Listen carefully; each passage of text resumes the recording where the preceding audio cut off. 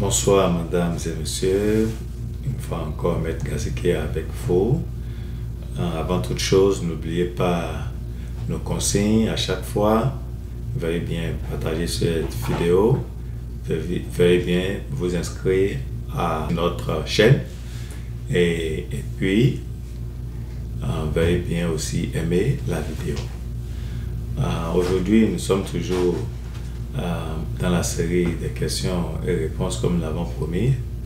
Nous allons essayer de le faire une fois par semaine, répondre aux questions, et comme nous l'avons aussi dit, s'il y a des sujets sur lesquels vous voulez que nous discutions, n'hésitez pas de nous faire signe en nous écrivant sur notre page.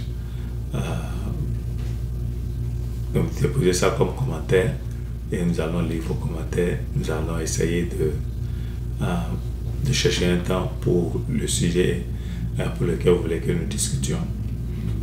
Aujourd'hui, ce sera très bref. Nous avons 2 ou 3 questions et toutes ces questions-là ont rapport à l'asile. Il y a 2 parmi les questions qui nous semblent être peut-être les mêmes questions. Nous allons commencer par la première question.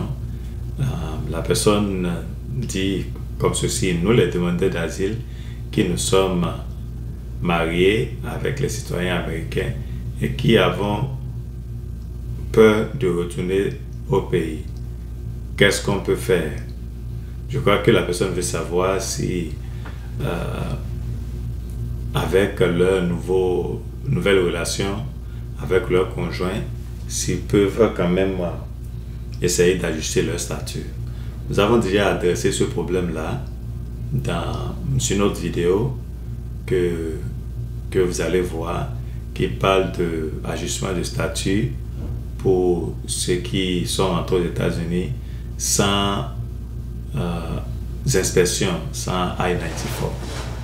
Vous voyez, cette question, c'est une question quand même qui nous paraît beaucoup délicate et peut-être qui cause aussi de débat entre nous avocats.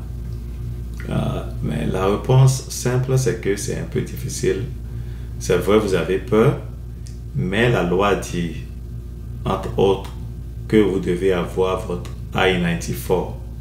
C'est-à-dire que vous avez été inspecté, votre passeport a été cacheté lorsque vous essayez de rentrer aux États-Unis et il y a un numéro qu'on vous donne. Donc, dans les vidéos précédentes, nous avons déjà adressé cette question-là. Quand quelqu'un rentre aux États-Unis, la personne a besoin de la forme et la personne a été inspectée à la frontière. On lui donne un document qu'on appelle I-94, I-94, c'est-à-dire son passeport a été il a été mis un tampon dans son passeport qui fait preuve de ce que la personne a été admise aux États-Unis. Donc sans cette admission, c'est un peu difficile de vouloir changer son statut aux États-Unis, et la loi requiert ce que celui qui rentre aux États-Unis sans cette admission-là puisse retourner dans son pays avant de pouvoir ajuster son statut. Maintenant, on demande l'asile et on est dans des situations pareilles, on a peur de retourner dans son pays.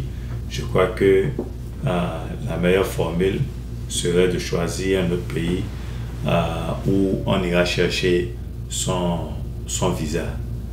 Lorsqu'on rentre et puis on demande l'asile, on rentre par la voie clandestine ou bien par la frontière terrestre, je veux dire sans visa.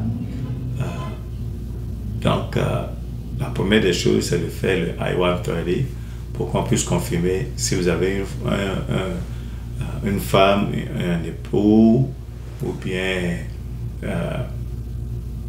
quelqu'un qui est lié à vous et qui est qualifié à vous changer votre statut. Et c'est cette forme I-130 maintenant, après son approbation, que vous utilisez pour aller chercher votre visa. Donc c'est une procédure un peu compliquée, comme je l'ai dit, que nous avons déjà expliqué. Maintenant, les 2 questions qui suivent se ressemblent un peu. quelqu'un dit qu'il vit au Brésil avec un statut de réfugié, est-ce que je peux venir travailler est-ce que je peux venir travailler aux USA? Dans quel cas? Sachant que pour avoir le visa, c'est très difficile. Bon, l'autre question aussi dit, est-ce que tu as un statut de réfugié et tu quittes le pays qui t'accorde le statut? Est-ce qu'on peut demander asile dans un autre pays? Pour adresser la première question, vous êtes au Brésil, vous avez un statut de réfugié. Lorsqu'on a un statut de réfugié, il y a une loi qui régit les statuts de réfugiés. Ce n'est pas tous les réfugiés. Les réfugiés ne sont pas autorisés, par exemple, parce que on vous a accordé un statut de réfugié et prendre la voie pour venir aux États-Unis. Il y a des procédures. Il y a la commission des réfugiés, qui est une commission des Nations Unies qui prend en charge chez qui un réfugié, par exemple, doit faire un enregistrement et qui coordonne la manière par laquelle tous ces gens-là peuvent rentrer aux États-Unis.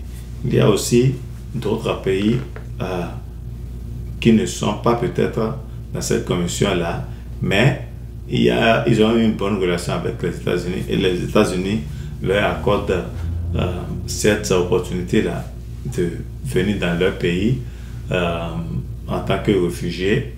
Donc, ce n'est pas quand même facile de se lever. C'est quelque chose qui est organisé parce que lorsque vous êtes réfugié, avant qu'on vous admette aux États-Unis, il y a des démarches que le gouvernement doit prendre.